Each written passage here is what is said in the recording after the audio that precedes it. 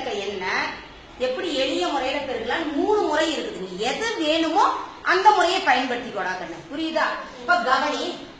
இப்ப இந்த 5 நமக்கு தேவையில்லை. நேற்று ஒரு இலக்க எண்ணால எப்படி பெருக்கணும்னு சொல்லி கொடுத்த ஞாபகம் இருக்கா? அதே முறைதான். 3 2 என்ன 4 2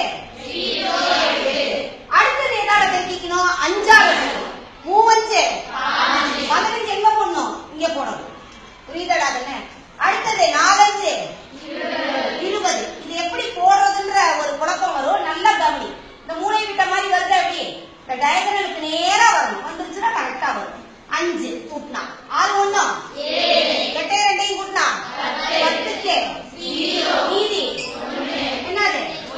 ரைட்டா? அதே மாதிரி இன்னொரு முறையிலையும் பெருக்கலாம். இப்ப கவனிட இதுல நல்லா கவனிடாக்கன்னு இங்க இருக்கக்கூடிய 1ஆம் ஸ்தானமும் 1ஆம் ஸ்தானமும் 3 5 15க்கு மீதி அடுத்தது 10ஆம் ஸ்தானமும் 10ஆம் ஸ்தானமும் 4 2 8 ரைட்டாடா? இப்ப நல்லா கவனி.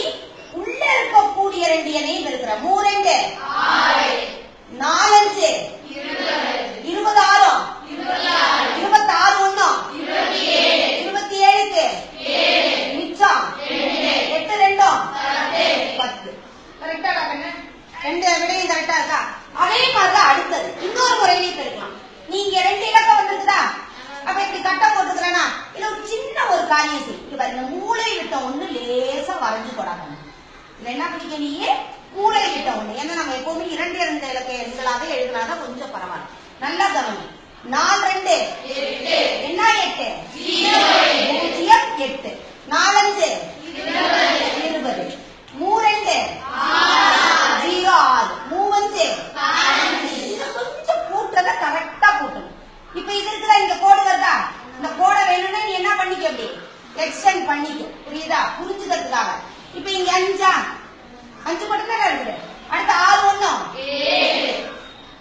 அடுத்தது 8 2 10க்கு மிச்சம் 1 பூஜ்ஜியத்தையும் கூட்டினா வந்துருச்சாடா ஆன்சரு.